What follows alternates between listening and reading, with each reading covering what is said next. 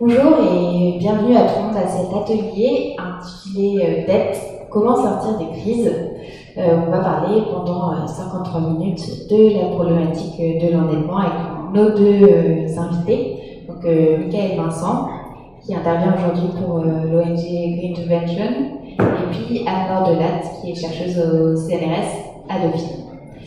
Donc, il y a peu longtemps, l'ancien gouverneur de la Banque centrale, Mario Draghi, a dit que la dette créée par le coronavirus est sans précédent et devra être remboursée, et que seule une bonne dette pourra sauver l'économie. Donc, à côté de cela, il y a aussi eu, pendant toute la crise, un plaidoyer pour l'annulation de la dette, un débat autour de la mutualisation de la dette. Donc la crise sanitaire a régénéré un débat sur les dettes qui s'était posé en termes très très différents lors de la crise des dettes souveraines en 2008. Donc on comprend qu'il n'y a pas une acceptation unifiée de la dette, pas plus qu'il y a une évidence sur la politique à mener dans chaque circonstance. Et en plus de cela, en plus des dettes strictement économiques, il y a aussi la problématique de la dette écologique qui se surajoute à celle-ci. Donc d'où le titre de notre atelier, Dette au pluriel, comment sortir des crises. Donc, pour commencer, nos débats risquent d'être peut-être un peu techniques. Donc, on voulait d'abord démarrer cet atelier par quelques fondamentaux. Donc, comment, Michael, tu pourrais définir la dette et comment cette question de la dette se situe dans le débat sur la politique monétaire et budgétaire? Merci Claire et merci pour l'invitation.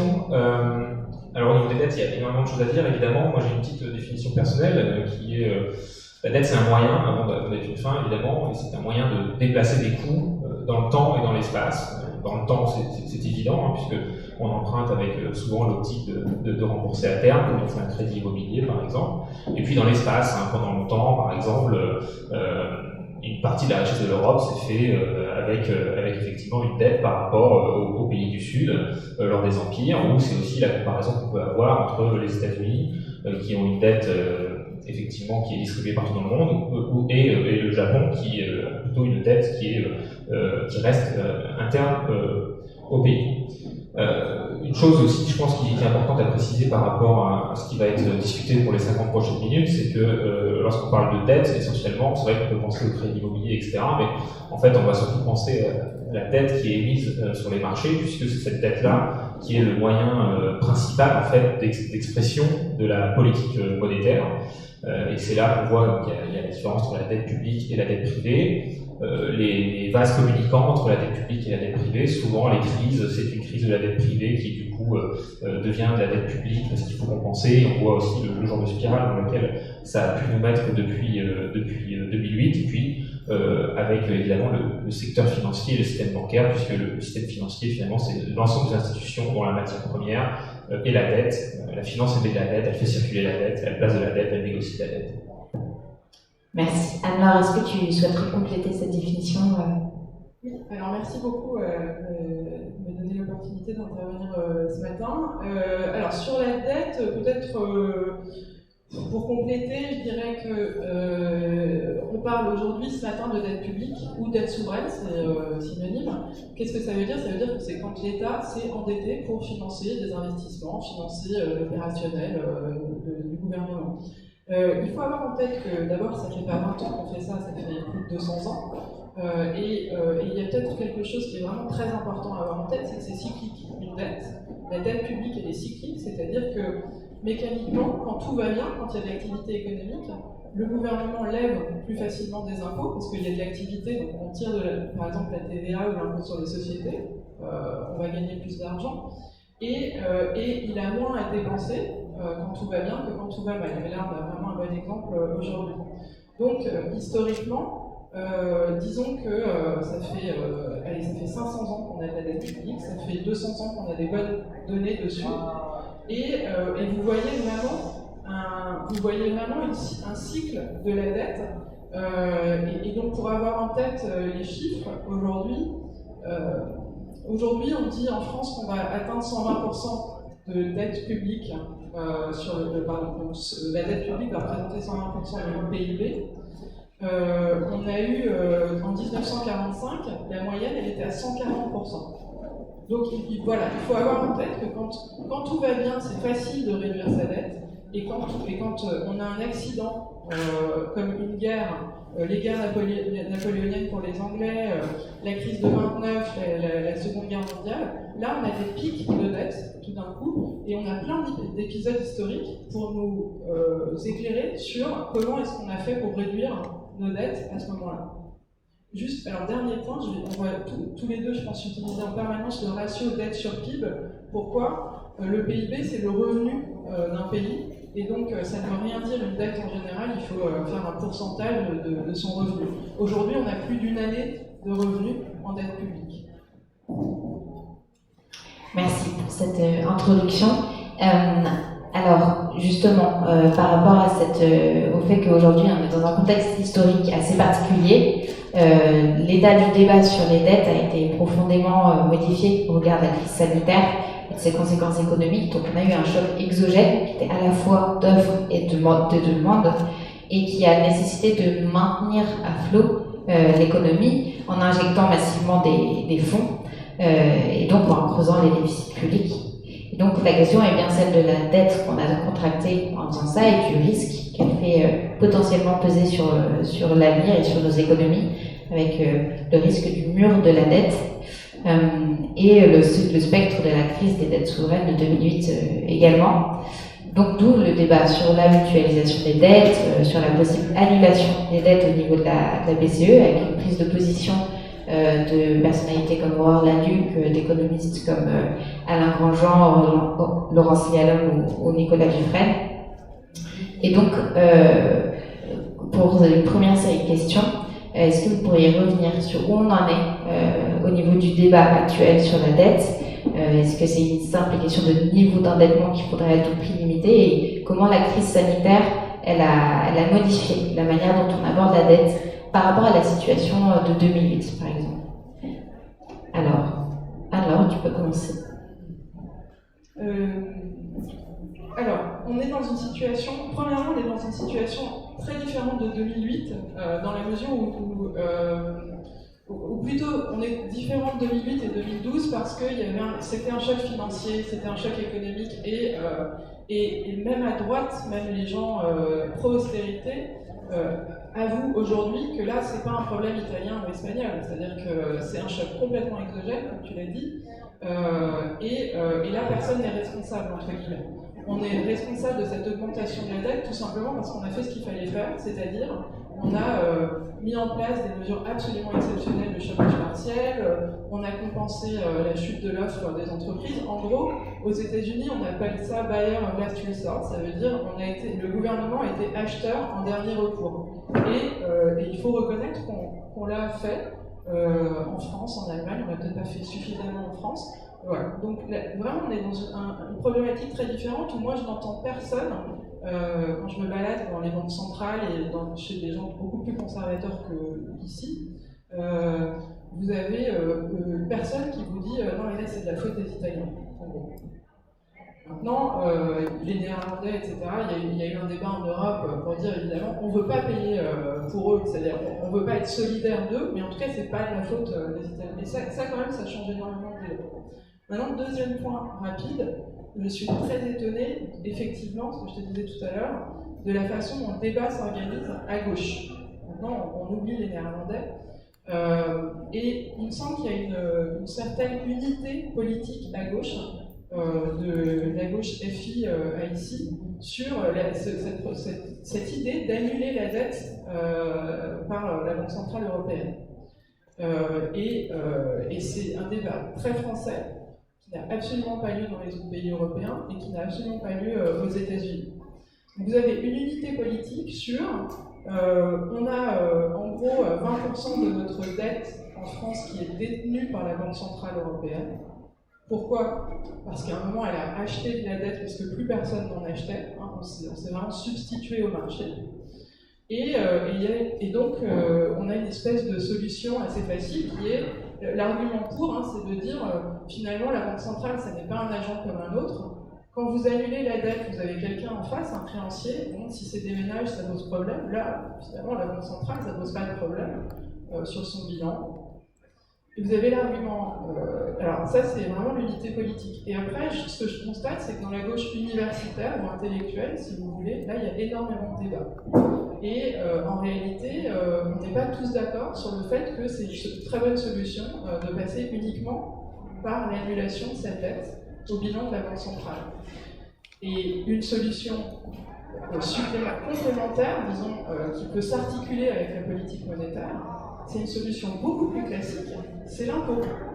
Mais l'impôt, c'est-à-dire c'est un débat fiscal, c'est par exemple la France, à la sortie de la Seconde Guerre mondiale en 1945, qui décide un impôt sur les hauts patrimoines et un impôt sur les revenus qui ont été tirés du commerce pendant la Seconde Guerre mondiale. Si vous voulez, en fait, il y a plein d'autres solutions. Vous avez une panoplie de mesures pour réduire la dette. Et en France, à gauche, la gauche politique se concentre sur annuler la dette au bilan de la Banque centrale. C'est pour, un peu comme tu demandais de faire l'image du débat, c'est une idée qui est séduisante, mais qui est absolument originale dans l'histoire des dettes. Pour avoir relu la dette publique de 500 ans, c'est la première fois qu'on pense à ça. D'annuler purement et simplement la dette publique au bilan de la Banque centrale. Et en général, soit vous faites de l'inflation, si vous arrivez à créer de l'inflation, en fait, mécaniquement, la dette va baisser, parce qu'elle va coûter de moins en moins cher à rembourser. Les prix augmentent et vous le devez au prix d'avant, donc voilà. En général, on fait ça. Soit on est très conservateur, on fait de l'excédent budgétaire pendant 120 ans, on est anglais, et en fait, c'est pas très bon pour l'économie. Soit on met en place un impôt sur les patrimoines, c'est ce que fait la France à la sortie de la Seconde Guerre mondiale. Enfin, il y a toute une panoplie, et c'est la première fois qu'on dit ah ben on va se servir de la Banque centrale européenne, finalement elle détient 20% de nos dettes, pourquoi pas l'annuler? Et il y a des raisons techniques et juridiques, et puis il y a plein de raisons pour penser que c'est pas si facile que ça, en réalité. Donc voilà, vous avez une articulation du débat à gauche, mais juste à gauche universitaire, et voilà, les partis politiques pour l'instant sont, il me semble, assez unis sur la solution monétaire. Merci.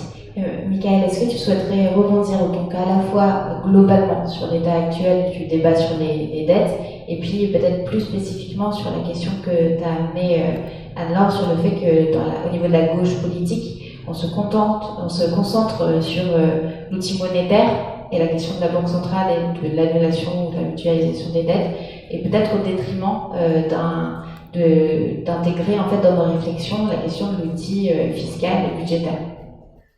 Oui, absolument. Tu demandais aussi un petit peu ce qui a changé depuis 2008. Ce qui a aussi changé depuis 2008, d'une part, c'est que la plupart des crises financières, 2008 en particulier, c'était une crise de la dette, de la dette privée, les subprimes, de la financiarisation de ces dettes, et puis la solution qui a été apportée, ça a été de transformer la dette privée en dette publique avec tous ces bail-outs, ces renflouements, etc.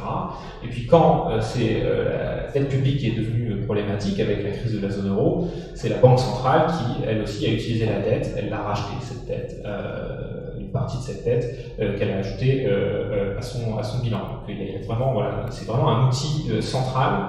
Ce qui est intéressant avec la crise du Covid, et c'est pour ça qu'il y en a énormément de débats sur des solutions un peu moins orthodoxes, c'est parce que cette fois-ci, la cause de la crise, et ça tu l'as dit, n'est pas la dette. Par contre, l'explosion de la dette, il faut savoir que depuis la crise des subprimes, la dette a doublé, parce qu'on était plus proche des 60% sur le ratio dette PIB avant la crise des subprimes en France. Maintenant, on va arriver à 120, donc on a quand même c'est un petit peu l'éléphant dans la pièce. On a aussi 10 ans de politique monétaire assez importante, en tout cas non conventionnelle, comme elles le disent elles-mêmes, ces banques centrales. Et donc il y a beaucoup de leçons à en tirer, de savoir finalement si ça a résolu le problème, si ça a fait que mettre des pansements sur des jambes de bois, et donc réfléchir à d'autres outils, puisque voilà, avec ces 10 années de politique monétaire non conventionnelle, on se rend compte aussi de tout le problème que ça a pu créer. Régler le problème de dette avec plus de dettes, le fait de mettre des liquidités aux banques, aux entreprises, aux États, qui permet aussi de couvrir les pertes plutôt que d'investir, parce qu'en fait, quand on regarde, et tous les institutionnels le disent, cet argent qui a été injecté, qui a pu être utilisé, ces dettes qui ont été rachetées par la BCE, en général, d'une part, elles ont plutôt eu tendance à renforcer les inégalités, parce que pour pouvoir racheter cette dette, il faut pouvoir émettre de la dette. Donc ça ne concerne pas des petites PME, ça ne concerne pas des particuliers, ça concerne forcément des États ou des grands groupes. Donc il faut ensuite pouvoir s'assurer que cette politique monétaire va percoler jusqu'au commun des mortels, et en général, donc c'est via le canal bancaire, et on se rend compte que quand on regarde un petit peu les effets, que le canal bancaire, dans une certaine mesure, est cassé. Et puis, toutes ces entreprises qui ont pu profiter de liquidités l'ont fait justement pour se refaire une trésorerie, et uniquement 3% de ces gains-là ont été utilisés pour investir et donc pour préparer l'avenir. Donc, il y a une logique un peu, ou alors, tout simplement pour se refaire une trésorerie, pour payer les actionnaires, etc. Ce qui est problématique parce que, à l'échelle des finances publiques, je pense qu'on serait tous d'accord pour dire qu'il y a un problème avec l'austérité, et sur les finances publiques, cette logique d'austérité a fait que depuis 10 ans, en zone euro, l'investissement public net est proche de zéro. Ça veut dire que comme le patrimoine forcément s'amortit, ça veut dire que typiquement voilà, il s'érode, et le patrimoine public, voilà, c'est le patrimoine de celles et ceux qui n'ont rien. Donc il y a une véritable perte et donc une augmentation des inégalités. Et puis pour les entreprises, c'est un petit peu pareil, puisque comme il n'y a pas d'investissement dans ces entreprises pour préparer l'avenir, on a de plus en plus d'entreprises zombies. Ce qu'on appelle entreprise zombie, c'est en fait une entreprise qui survit grâce en fait, à une politique monétaire accommodante et qui a des chances de faire faillite au moindre choc. Et effectivement, le Covid en est un autre. Ce constat, je suis peut-être un petit peu long, mais ce constat en fait force à la réflexion sur des outils encore moins conventionnels, dont l'annulation de la dette, mais on peut aussi parler de théorie monétaire moderne, on peut aussi parler de drones monétaires ou de monnaie hélicoptère, on peut parler d'avoir un assouplissement quantitatif qui soit ciblé, par exemple sur des investissements verts. Donc il y a effectivement ce débat qui est mené, puis ce qui est intéressant, c'est qu'il y a aussi une toute petite porte d'ouverture sur le fait que la Banque Centrale Européenne, Christine Lagarde, a lancé la Strategic Review, et donc pour justement remettre à plat certaines de ces pratiques. Alors on va voir ce qui va en sortir, je ne suis pas forcément optimiste, mais en tout cas la porte est ouverte, et donc c'est intéressant de pouvoir débattre justement de ces solutions-là. Juste pour terminer rapidement et pour aller dans le sens aussi de Anne-Laure, il faut aussi rappeler que ce soit l'annulation de la dette, que ce soit le drone monétaire ou toutes ces politiques monétaires encore moins conventionnelles, c'est jamais qu'un moyen. Et il faut absolument réfléchir à ce qu'on veut en faire. Parce que si nous, on se dit annulation de la dette, c'est parce qu'on espère pouvoir dégager de l'investissement pour faire la transition écologique, par exemple. Mais si demain on annule la dette de l'Italie et que l'Italie serait gouvernée par Salvini, qu'est-ce que l'Italie va faire de cet argent? Qu'est-ce que la Hongrie va faire de cet argent? Donc, il faut bien réfléchir au fait que c'est un moyen et pas une fin, et c'est là-dessus qu'il va falloir effectivement plutôt réfléchir à ce qu'on veut en faire, et puis aussi faire du budgétaire, remettre un petit peu d'égalité là-dedans, donc une taxation des hauts revenus ou des GAFA, des transactions financières par exemple, des pistes encore plus intéressantes, et je crois que c'est là-dessus qu'on va continuer à débattre d'ailleurs.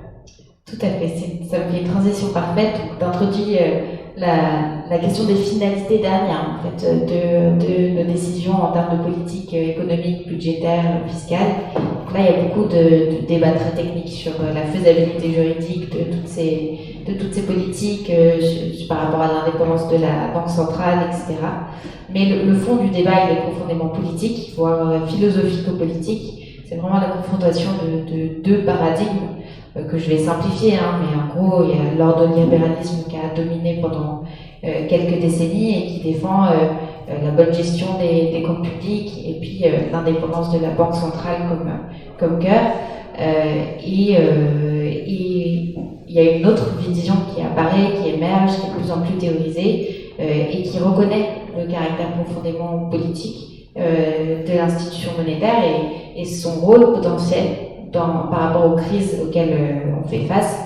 Donc on peut par exemple penser aux propositions de Nicolas Dufresne et Alain Grandjean dans leur ouvrage Une monnaie écologique. Donc une seconde partie de notre discussion portera sur en gros comment la crise actuelle elle déplace le débat sur les dettes et est-ce que selon vous on a un moment où il y a une cristallisation mais on va avoir un changement de paradigme et une réelle transformation de la logique même des politiques monétaires, budgétaires et économiques au sens plus large. Anne-Laure, tu peux commencer ? Est-ce qu'on est à un moment de bifurcation? On le souhaite tous, on a tous parlé du monde d'avant et du monde d'après, et je crois qu'on est pour l'instant assez déçus du monde d'après. Bon, en revanche, c'est à nous, c'est nous les citoyens, c'est vous les partis politiques, de prendre ça en charge. Moi, je vais vous dire comment on discute de cette dette au gouvernement et à Bercy en ce moment. On n'en discute pas du tout du point de vue monétaire, pas du tout. On est en train de parler de TVA et de CRDS. Donc il faut savoir, il y a une solution technique qui est en train d'être discutée en ce moment. J'aime pas utiliser le mot technique parce que tout de suite ça fait peur, alors c'est très simple à comprendre. En fait, on avait en gros 100% de dette du PIB avant le Covid, on se retrouve à 120. Et l'idée, c'est de prendre les 20 points de PIB, là, de les cantonner.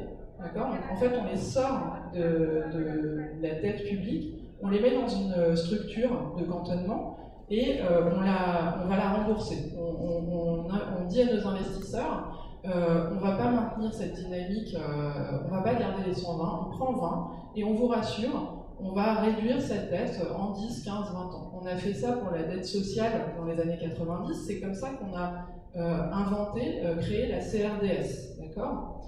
Là, c'est une discussion qui est en train d'être, qui est très concrète au gouvernement en ce moment. Et donc, quand vous avez une structure comme ça, vous avez un côté le passif, et donc il faut avoir un impôt ou une source de revenus en face. Et il y a beaucoup de discussions aussi en ce moment. Et ces discussions, elles ne sont pas du tout organisées par la gauche, elles ne sont organisées que par la droite. Or, on parle de quoi? TVA et CRDS, c'est les pires impôts du monde, parce que TVA et CRDS, c'est des impôts extrêmement régressifs, extrêmement, c'est régressif tout court, puisque plus vous êtes pauvre, plus votre proportion de revenus elle est utilisée à la consommation. Et donc ça c'est TVA, et CRDS c'est flat, c'est le même taux pour tout le monde. Donc on est vraiment sur la méga définition de l'impôt injuste. Voilà, c'est ça qui est en train d'être discuté. Au lieu, nous, de dire « Ah oui, mais ok, on fait un débat fiscal, vous voulez passer par une solution fiscale, est-ce qu'on veut vraiment ce cantonnement? Est-ce qu'on veut retirer ces 20 points alors que peut-être que le monde entier est en train d'augmenter ses dettes, mais il n'y a peut-être pas si urgence que ça de la réduire rapidement, Voilà, il faut discuter de ça. Et deux, d'accord, si on veut rassurer nos investisseurs, ou en tout cas si on veut, comme tu dis Michael, utiliser cette dette dans un projet de société qui nous intéresse, nous, eh bien, débattons-en politiquement au sein d'un Parlement.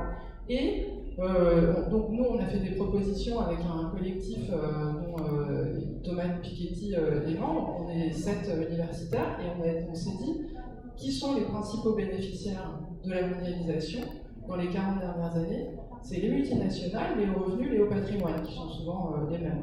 Et donc, logiquement, cette bifurcation, est-ce qu'on peut changer quelque chose? C'est peut-être un moment de bifurcation, effectivement, on se dit, on a des propositions concrètes sur combien est-ce qu'on peut augmenter l'impôt sur les sociétés. Il faut augmenter l'impôt sur les sociétés, juste un point, c'est que si vous augmentez simplement l'impôt sur les patrimoines, enfin si vous réétablissez un impôt sur les patrimoines, en fait, il y a une façon très facile de cacher ses revenus dans le profit de sa société. D'accord? Donc il ne faut surtout pas faire un ISF tout court sans... voilà. Mais donc, pour moi, c'est pour ça que je vais laisser Michael parler du monétaire, mais il me semble que c'est très important qu'on puisse articuler la réflexion et qu'on ne concentre pas toutes nos énergies, que les partis et les citoyens qui défendent une société plus juste, une redistribution qui efface, ou en tout cas qui réduise les inégalités qui ont énormément augmenté depuis 40 ans, et une société plus propre, il est important qu'on ait ce débat fiscal, parce que la droite, elle est en train vraiment de s'organiser sans nous, et augmenter la TVA et la CRDS, c'est très facile. Demander l'annulation de la dette à la BCE, on va pouvoir y passer pas mal d'années pour pouvoir faire quelque chose. Merci. Michael, je te laisse répondre justement sur ce potentiel changement de paradigme, mais aussi sur le risque que Anne-Laure vient de souligner, qu'on est peut-être en fait à trop se concentrer sur le monétaire, en train de se faire voler le débat, en train de perdre la bataille des idées qu'on pourrait gagner vu la situation actuelle, sur en fait les politiques économiques d'un point de vue plus global.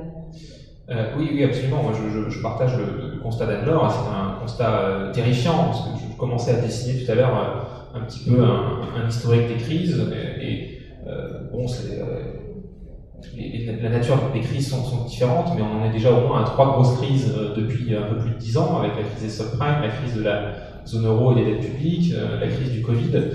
On en aura sûrement d'autres d'ici là. Je suis pas là pour être de mauvais augure, mais il va y avoir probablement un risque de crise financière, de crise bancaire, de crise écologique évidemment, dont le Covid n'est pas tout à fait indifférent.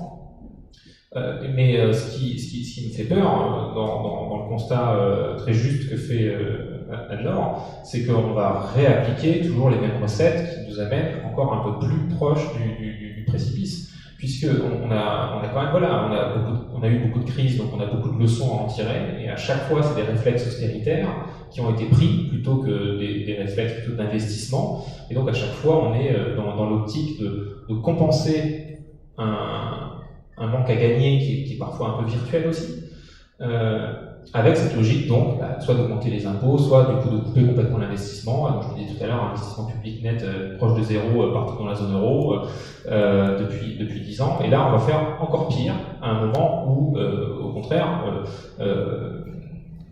on a déjà, à cause de ces crises précédentes, à notre passif entre guillemets, énormément d'entreprises ou de particuliers qui sont dans des situations sociales complexes, des entreprises zombies qui ne sont pas du tout à la hauteur de pouvoir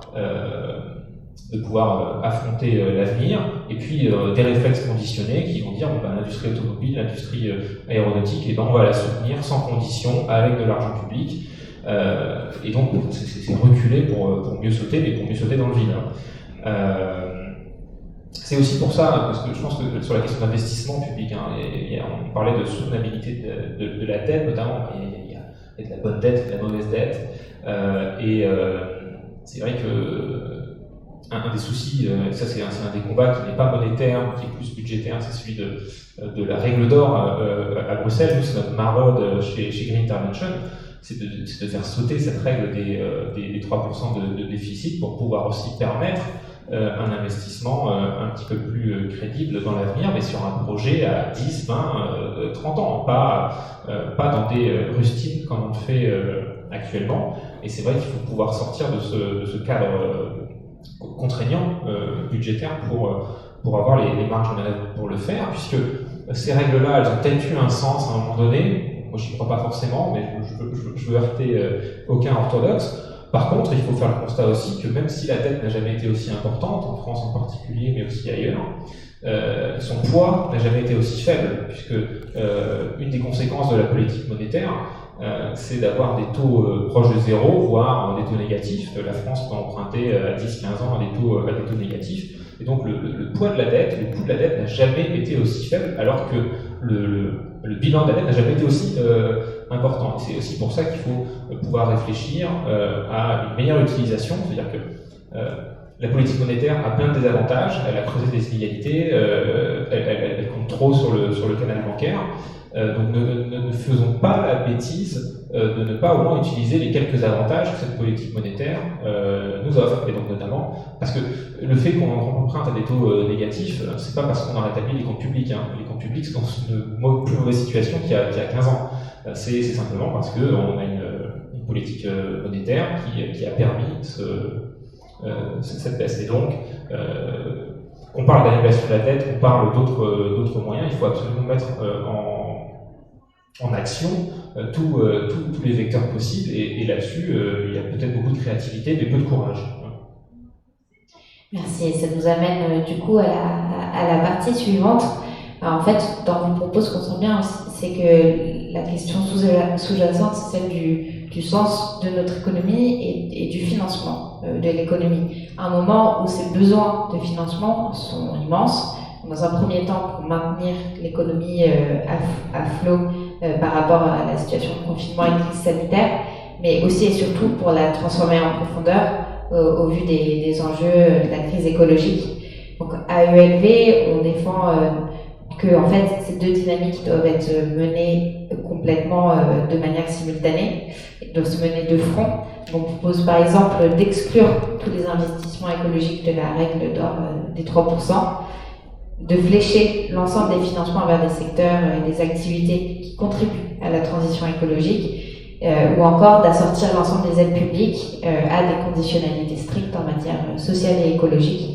Donc en fait, ce changement d'approche sur les dettes et plus globalement sur le financement de l'économie, comment ce changement pourrait finalement nous aider à parer à d'autres crises d'ordre financière, mais aussi nous permettre de sortir de la crise écologique. Alors, je ne sais pas qui veut démarrer sur cette question.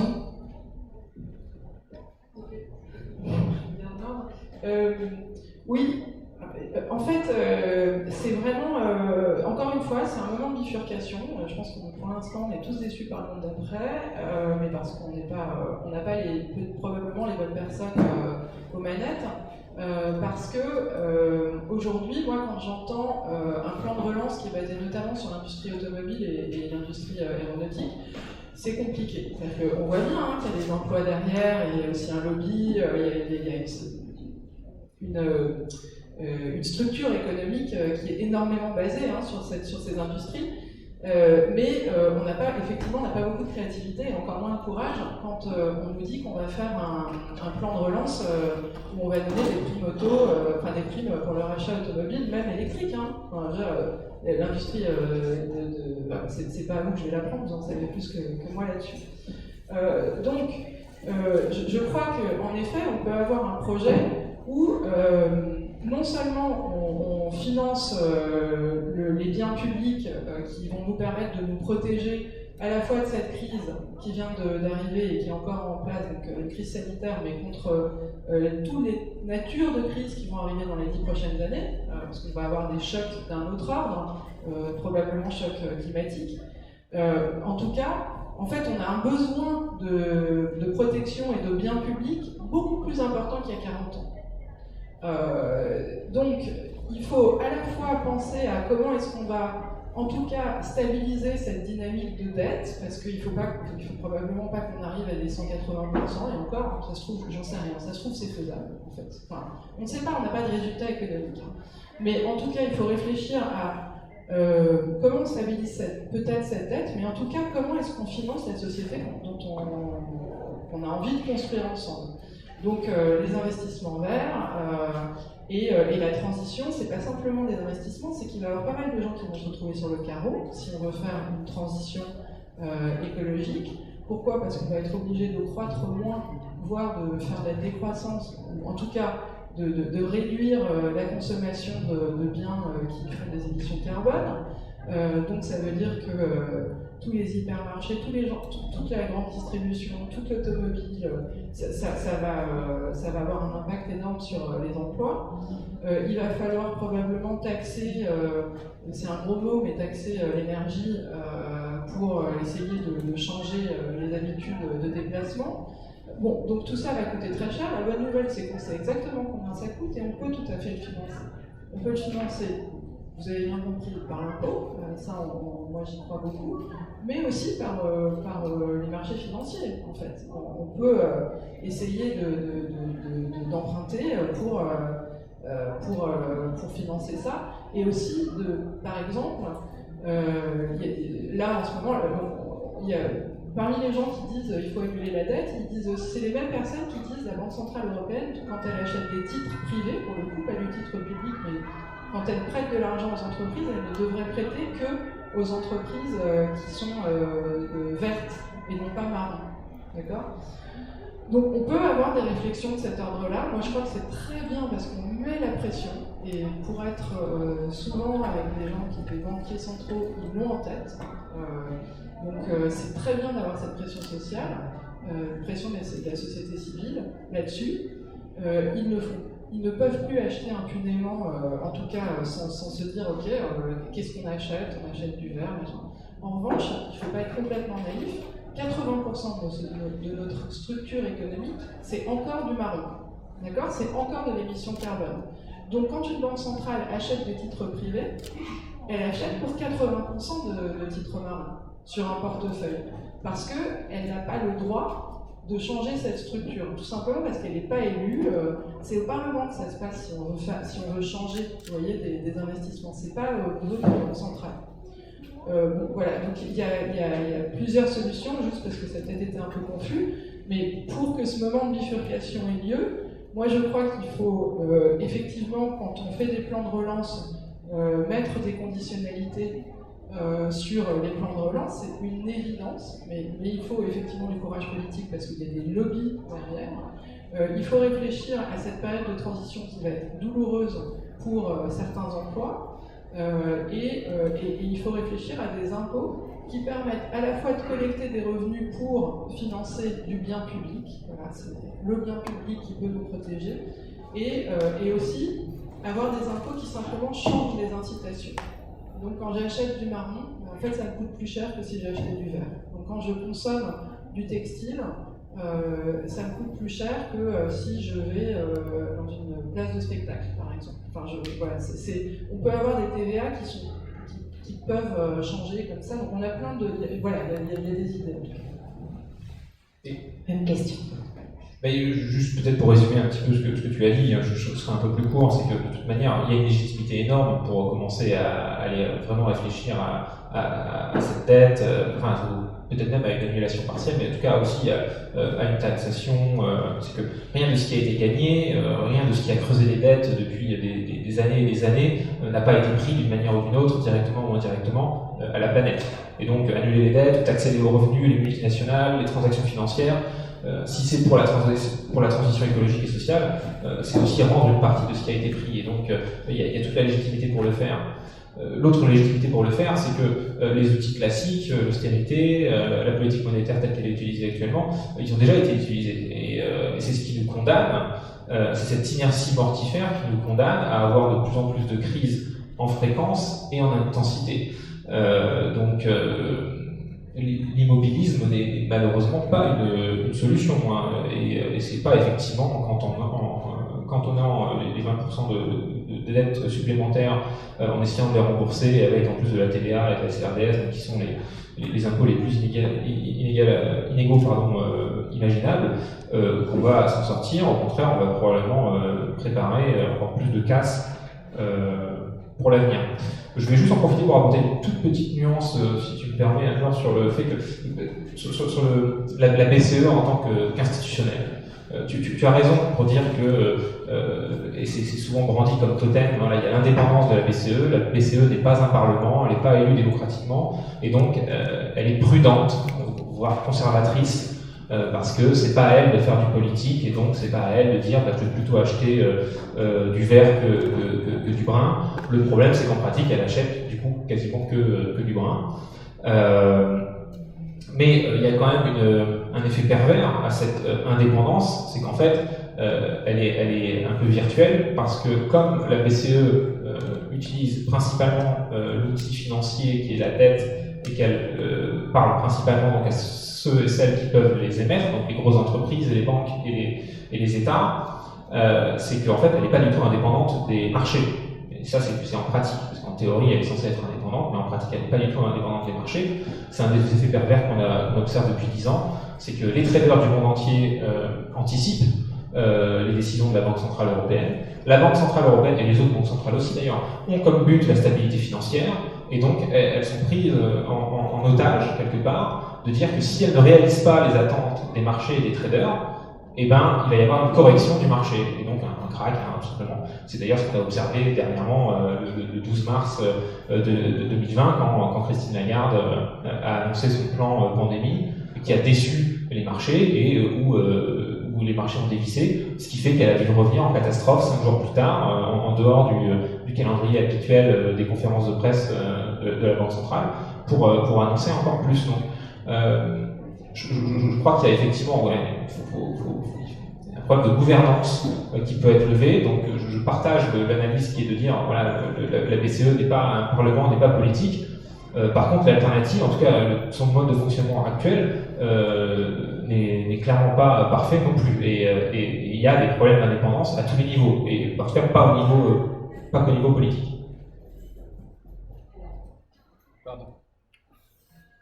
C'est bon? Très bien. Alors, je vais rajouter une question en vous entendant tous les deux parler. En fait, il y a la question démocratique qui apparaît beaucoup dans vos propos à l'un comme à l'autre.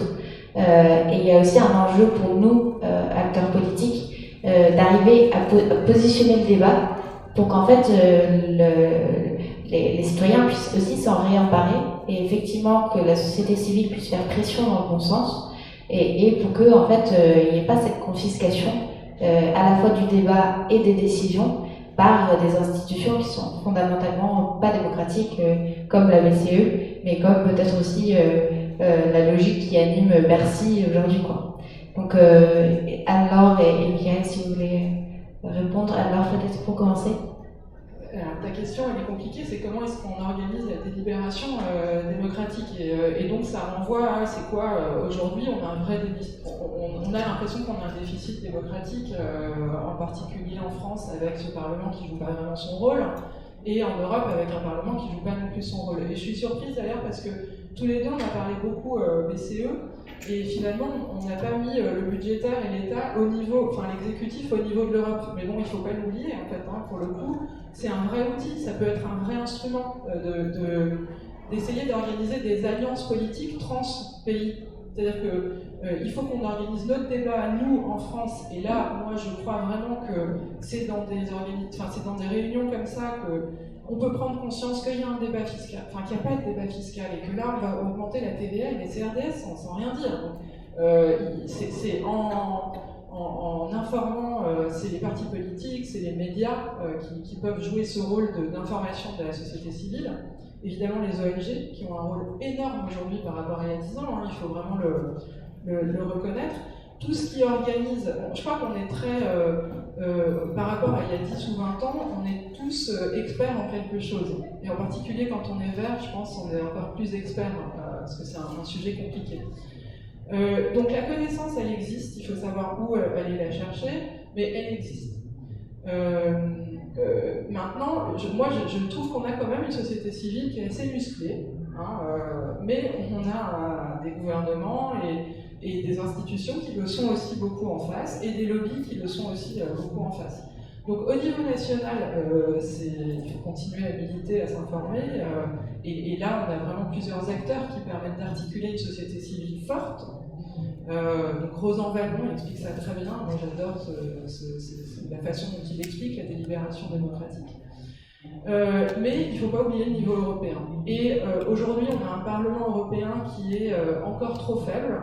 Là aussi on a des propositions avec le même collectif pour avoir un Parlement qui a un... En fait, il faut quand même savoir que le Parlement européen n'a pas le droit de lever des impôts. D'accord ? Enfin, comme il n'y a pas d'État européen, en fait, on n'a pas. Le Parlement européen ne discute pas du tout de solutions budgétaires. Donc, l'idée, c'est probablement d'essayer d'organiser une discussion démocratique beaucoup plus importante au niveau européen en ayant des stratégies d'alliance entre pays. C'est-à-dire que non, toute l'Allemagne n'est pas à droite et toute l'Italie n'est pas à Salvini. Vous avez une partie de l'Italie qui est à gauche et une partie de l'Allemagne qui est à gauche aussi. Donc c'est très important probablement d'avoir des stratégies beaucoup plus transnationales pour organiser le débat et se battre ensemble. Je finis là, parce que la production de biens publics, elle ne se fait pas du tout au niveau national. Voilà. La crise sanitaire nous a bien montré qu'il fallait avoir une intervention européenne, la santé au niveau européen, et le climat, c'est vraiment l'exemple typique qu'on n'est pas du tout dans un bien national, on doit être dans la protection d'un bien transnational. Deux petits commentaires pour compléter ce que tu as dit, Anne-Laure. C'est vrai qu'on peut revenir aussi rapidement sur le sommet européen du mois dernier, où il y a eu cette annonce des coronabonds européens avec des transferts directs, etc. Là aussi, on peut voir le verre à moitié plein en se disant c'est un pas de plus vers le fédéralisme, tant mieux. On peut aussi voir le verre à moitié vide, c'est que quel manque d'ampleur, quel manque de créativité, puisqu'on a créé une nouvelle dette, mais on n'a effectivement pas du tout avancé sur la question d'impôts éventuellement. Sur la table, il y avait un impôt sur les GAFA, une taxe sur les transactions financières, enfin des moyens d'essayer de se dire, parce que cette dette-là, a priori, il va quand même falloir la rembourser à un moment donné, et puis pensez bien que les Néerlandais et autres radins vont être là pour s'assurer que ça se fasse. Ça fait d'ailleurs partie des points de l'accord qui a été fait, c'est de pouvoir s'assurer qu'il y a un contrôle sur la manière dont tout ça est dépensé. Donc, je ne vous raconte pas les casus belli que ça va pouvoir créer, mais du coup, pas de ressources propres européennes pour pouvoir compenser cette dette. Ça, c'est un véritable échec. Et malheureusement, ce n'est pas le Parlement européen qui va pouvoir faire grand-chose par rapport à ça, à part peut-être voter contre cet accord pour marquer le coup. Ça pourrait être une bonne solution. Et puis, tu parlais d'un problème qui est donc à l'échelle européenne, tu as raison. Évidemment, à l'échelle internationale même, et un des organes qui devrait travailler là-dessus, c'est le semestre européen. C'est la réunion des formels, informels des chefs d'État, des ministres des Finances pour déterminer donc les politiques économiques et essayer donc de les coordonner d'un État à l'autre. C'est un outil qui est arrivé après la crise subprime et qui était essentiellement une manière de contrôler les comptes publics des autres et puis de faire un peu plus d'austérité. Il est essentiel d'inclure dans les objectifs du semestre européen, puisque c'est l'idée de faire de la coordination économique, d'y ajouter le social et la transition écologique. Parce qu'effectivement, si demain on se met à faire plus de verre, est-ce qu'une éolienne à Gravelines est aussi efficace qu'une éolienne en Pologne? Est-ce qu'une piste cyclable à Bruxelles est aussi efficace qu'une piste cyclable à Copenhague? Là où culturellement, peut-être qu'à Copenhague, les gens ont plus l'habitude de prendre le vélo. Donc il va y avoir une coordination essentielle et là-dessus, malheureusement, on est encore sur des outils du passé. Merci. Alors, il me reste 6 petites minutes et on va peut-être pouvoir prendre du coup maximum 2 questions du public. Donc, si vous pouvez me les dire à l'oral, je vais essayer de les entendre et puis de les retransmettre au micro. Alors, là-bas, ouais. Je me présente, je m'appelle Christos, je suis étudiant à Nice et je suis grec, je suis né à Athènes. Et moi, ma question c'était, le gouvernement de Tsipras, quand il est arrivé au pouvoir, il n'a pas réussi à faire changer la Troïka. On a vu comment l'institution est puissante. Pourquoi vous pensez que vous pouvez faire changer les institutions et l'Eurogroupe qui aujourd'hui, on voit qu'il ne bouge pas, même avec Varoufakis, il a vraiment resté campé sur sa position et rien n'a changé au final. Merci. Merci. Je retransmets au micro. Donc, une question qui nous vient d'un étudiant grec. En gros, avec Varoufakis et le gouvernement qu'il y a eu en Grèce, ils ont essayé du mieux qu'ils pouvaient de secouer l'institution européenne. Ça a été un échec. Et en gros, qu'est-ce qui peut nous faire penser qu'aujourd'hui, on arriverait à faire de même? Une réponse très courte. En ce qui me concerne, peut-être la seule lueur d'espoir, c'est que cette fois-ci, c'est un choc qui a touché tout le monde en même temps. Donc, il y a moins la logique de bouc émissaire, hein, c'est ce que Anne-Laure d'ailleurs exprimait très bien tout à l'heure avec un parallèle sur le fait que cette fois-ci, c'est pas la Grèce, c'est pas le Portugal, c'est pas l'Italie. Non, là, c'est tout le monde. Alors, on a vu l'état des débats avec les frugaux, il y a quand même une logique de bouc émissaire un petit peu, mais quand même beaucoup moins qu'en 2015, quand il y a eu cet épisode désastreux, effectivement, avec Schauble et Varoufakis, et qui aussi, à mon avis, pose un autre problème, c'est un problème de gouvernance démocratique, puisque l'Eurogroupe, l'Eurogroupe, je vous en parler pendant des heures, enfin, il n'y a rien qui va avec l'Eurogroupe. Donc, rapidement, et pendant ce temps-là, est-ce qu'une femme pourrait penser à une idée, à une question, parce que c'est toujours les hommes qui posent des questions. Oui, pour compléter, évidemment, on n'est pas dans le même contexte de 2015, et il y a quand même un changement énorme, hein, c'est que Merkel est de notre côté. En fait, le 18 mai, la proposition franco-allemande, elle a indiqué que l'Allemagne est passée de l'autre côté. Alors, elle a toujours des forces conservatrices, mais l'intervention de, vous savez, donc la Cour de justice le 5 mai en Allemagne risque d'interdire, risque d'empêcher à l'Allemagne de continuer le programme monétaire de la BCE. Là, Merkel prend peur, hein, clairement, et même les conservateurs, donc pas l'AfD et pas les ultra-conservateurs allemands, mais à partir de Merkel et tout le reste, prend peur et se dit on ne peut pas continuer en ayant le même discours que 2015. Donc je pense quand même qu'on est dans une configuration politique, sans être naïvement optimiste, qui est très différente. Parce que voilà, l'Allemagne n'est pas du côté des Néerlandais pour le coup. Elle l'était avant. Merci. Malheureusement, on n'a pas le temps de prendre une seconde question. On est vraiment un peu juste au niveau du temps. Désolée, mais on est en parité plus sur le plateau, donc ça rattrape un peu. Alors, du coup, on vous remercie tous pour votre présence ici et pour votre écoute depuis chez vous. Et puis, également un grand merci à l'équipe de la commission économie et sociale qui a co-organisé cet atelier avec les jeunes écologistes que je représente aujourd'hui. Voilà, bonne journée d'été à tous. Merci.